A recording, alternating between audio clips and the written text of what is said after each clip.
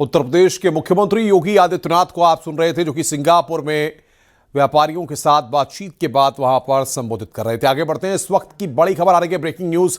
हल्द्वानी के वनपुलपुरा से रेलवे की जमीन से अतिक्रमण हटेगा। सुप्रीम कोर्ट ने यहां पर यह आदेश दिया है। हल्द्वानी में रेलवे की जमीन पर अवैध कब्जे को हटाने के खिलाफ दाखिल याचिकाओं पर सुप्रीम कोर्ट का अहम आदेश आया है। ये जमीन रेलवे की है, उन्हें तय करने का अधिकार है कि जमीन का उपयोग कैसे किया जाए। सुप्रीम कोर्ट ने कहा है कि उन परिवारों की पहचान की जाए जो विस्थापन से प्रभावित होंगे। विस्थापित होने की सूरत में रेलवे और राज्य सरकार ने कहा है कि सामूहिक रूप से शिफ्टेड परिवारों को 6 महीने तक प्रति महीने 2000 देंगे। तो वनपुलपुरा से अतिक्रमण हटेगा। सुप्रीम कोर्ट ने इस बात का आदेश दिया है। रेलवे तय करे कि जमीन का उपयोग कैसे किया जाए। बड़ी खबर यहां पर हम आपको बता रहे हैं, इस वक्त की ब्रेकिंग न्यूज। याचिकाओं पर सुप्रीम कोर्ट ने अपना अहम आदेश सुनाया है। यह जमीन रेलवे की है, उन्हें तय करने का अधिकार है कि जमीन का उपयोग कैसे किया जाए। सुप्रीम कोर्ट ने कहा है कि उन परिवारों की पहचान की जाए जो विस्थापन से प्रभावित होंगे। विस्थापित होने की सूरत में रेलवे और राज्य सरकार ने कहा है कि सामूहिक रूप से शिफ्टेड परिवारों को 6 महीने तक प्रति महीने 2000 देंगे। वनपुलपुरा में पुनर्वास केंद्र बनाए जाए और हर परिवार का हेड यहां पर जाए। सुप्रीम कोर्ट ने कहा है कि 19 मार्च यानी कि ईद के बाद कैंप लगाएं। तो इस वक्त की बड़ी खबर हम आपको बता रहे हैं, ब्रेकिंग न्यूज। इस वक्त की सुपर एक्सक्लूसिव ब्रेकिंग न्यूज हम आपको बता रहे हैं। रेलवे तय करे कि जमीन का उपयोग कैसे किया जाए। रेलवे की जमीन से अवैध कब्जा हटाने का आदेश दिया गया है। वनपुलपुरा से हटेगा अतिक्रमण। सुप्रीम कोर्ट ने यहां पर यह आदेश दिया है।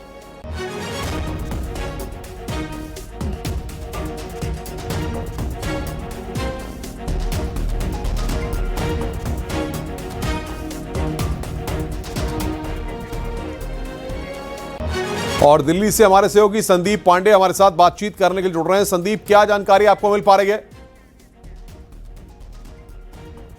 संदीप के पास चले, लेकिन उससे पहले एक बार फिर आपको खबर बता दें, वनपुलपुरा से हटेगा अतिक्रमण। सुप्रीम कोर्ट का यहां पर यह आदेश है। हल्द्वानी के वनपुलपुरा से रेलवे की जमीन से अतिक्रमण हटेगा। इस वक्त की बड़ी खबर यहां पर हम आपको दे रहे हैं। रेलवे तय करे कि जमीन का उपयोग कैसे किया जाए। विस्थापित होने वाले परिवारों की पहचान करें। हल्द्वानी चलेंगे, पहले शैलेंद्र नेगी हमारे साथ हैं। शैलेंद्र, वहां पर जाहिर तौर पर सुप्रीम कोर्ट के फैसले के बाद क्या रिएक्शंस मिल रहे हैं? अब अतिक्रमण हटेगा, रेलवे की जमीन से कब्जा हटाया जाएगा, क्या लोग रिएक्शन वहां पर दे रहे हैं?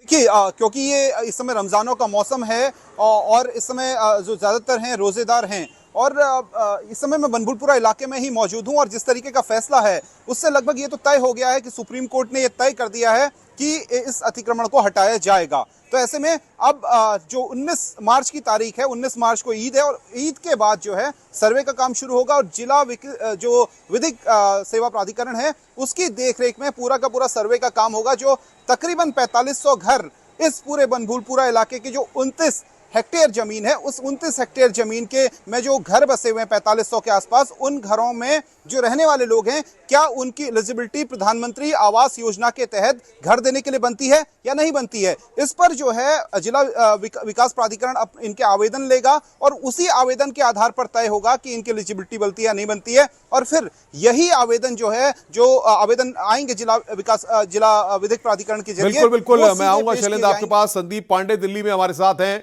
संदीप, सुप्रीम कोर्ट ने अहम फैसला दिया है, क्या रिएक्शन मिल पा रहे हैं और क्या इस फैसले में कहा गया है? देखिए, चीफ जस्टिस की पीठ ने इसकी सुनवाई की। पिछली 2 बार सुनवाई टल गई थी, लेकिन आज 55 मिनट तक सुनवाई चली है और हर एक दलील का विस्तृत उन्होंने यहाँ पे सुनवाई की और साथ ही उसका निवारण भी बताया। हालांकि सुप्रीम कोर्ट ने ये साफ माना है कि कब्जा को सही नहीं ठहराया जा सकता है, क्योंकि जमीन वो रेलवे की है और सरकारी भूमि है। ऐसे में कब्जा तो आगे हटना ही होगा, इसका संकेत दे दिया है। लेकिन जो वहाँ पे लोग वाशिंदे हैं, निवास कर रहे हैं, उनका मानवीय दृष्टिकोण भी देखा गया है कि उनको कैसे राहत दी जा सके। इसमें सबसे बड़ी राहत यह है कि जो लोग गरीब हैं, अल्प आय वर्ग के हैं, उन्हें आवास मिलेगा। लेकिन वो जो योजनाएं सरकार द्वारा संचालित, चाहे वो EWS की योजना हो या फिर प्रधानमंत्री आवास योजना हो, इसके तहत उनको आच्छादित किया जाएगा। इसके लिए विशेष कैंप भी चलेंगे। लेकिन जो बात आ रही मुआवजे की, 13 लोग जिनका फ्री होल्ड प्लाट है उसको मुआवजे की भी बात की गई है। वो DM तय करेंगे उनका मुआवजा कितना मिलेगा, सर्किल रेट वहां पे उसकी निकाली जाएगी, उस हिसाब से मुआवजा मिलेगा। लेकिन इसके पॉइंट वार जो भी मसले होंगे वो अभी अधिकारियों की फौज 19 मार्च के बाद जमीन पर उतरेगी और टाइमलाइन दी गई है। अगर आपके साथ जो अधिवक्ता है वो ब्रीफ कर पाए कुछ, तो जानिए। कुछ टाइमलाइन दे की गई है, कुछ समय दिया गया है प्रशासनिक अमले को या रेलवे की तरफ से कोई समय दिया गया है या मांगा गया है? हमारे साथ क्षेत्र के विधायक हैं सुमित हृदय जी, ये कोर्ट रूम में मौजूद थे। हम इनसे बात करने की कोशिश करते हैं कि कोर्ट ने क्या क्या कहा है। भाई साहब, आप मौजूद थे कोर्ट रूम में, जिस तरीके से दलीलें दी जा रही थी सरकार की तरफ से और याचिकाकर्ताओं की तरफ से, क्या निष्कर्ष निकला है? नहीं, देखिए, पहले तो सुप्रीम कोर्ट ऑफ इंडिया, सर्वोच्चतम जो हमारा न्याय का मंदिर है, उसको हम धन्यवाद और प्रणाम करते हैं कि मानवीय दृष्टिकोण को सर्वोपरि उन्होंने रखा है। साथ ही साथ जो यूनियन ऑफ इंडिया है या स्टेट ऑफ उत्तराखंड है या रेलवेज हैं, इन्होंने जो वहाँ पे सबमिशंस दिए, उन्होंने कहा कि साहब प्रधानमंत्री आवास योजना में ये लोग जा सकते हैं, EWS में जा सकते हैं, low income group, middle income group apply कर सकते हैं।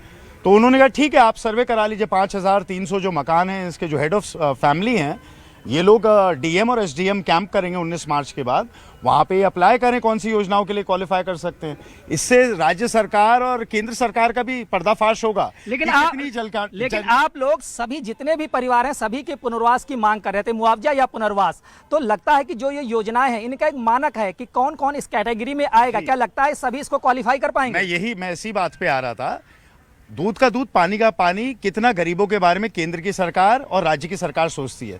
क्योंकि याद रखिएगा, हिंदुस्तान में 85% जो आबादी रहती है वो प्राइवेट लैंड पे नहीं रहती है, या तो सरकारी नजूल लैंड, जिसको आप कब्जा, अतिक्रमण, अन्य अन्य चीजें आप लोग बोल देते हैं। तो गरीबों के लिए कितनी योजनाएं क्रियान्वित ये कर सकते हैं, अतिछेद जैसे आपने कहा, कितने लोग हो सकते हैं, ये बहुत बड़ा अभी देखने का विषय होगा। लेकिन आप जिस तरीके से कब्जादारों को वैध ठहरा रहे हैं, उस पर तो कोर्ट ने भी तल्ख टिप्पणी की है। कोर्ट ने कहा है कि कब्जा तो है, रेलवे की जमीन है, लेकिन रेलवे को कैसे उपयोग करना है ये आप लोग ना बताएं, वो रेलवे ही तय करेगा। आप लोगों ने ये भी कहा कि रेलवे की जमीन और भी है, वहां पर भी विस्तार किया है, लेकिन इस पर तो कोर्ट ने साफ तौर पर आप लोगों को टिप्पणी, सख्त टिप्पणी की है। देखिए, मैं आपको साफ बता दूं, सारी जमीन रेलवे की नहीं है। स्वयं कोर्ट में वो सबमिशन कर चुका है स्टेट। 30 एकड़ रेलवे की है, 40 एकड़ स्टेट की है, जहां पे 60-70 लोगों से साल से लोग रह रहे हैं, और स्टेट ने कहा कि हम ये रेलवे को देना चाहते हैं। तो कोर्ट ने जो बड़ा है संतुलित एक अंतरिम आदेश दिया है, और ये जो सर्वे है, मैं जैसे कह रहा हूं, पर्दाफाश करेगा केंद्र और राज्य सरकार। बिल्कुल संदीप, हम आएंगे आगे आपके पास, शैलेंद्र आगे भी आपके पास आएंगे तमाम अपडेट्स लेके। बहुत बहुत शुक्रिया आपका।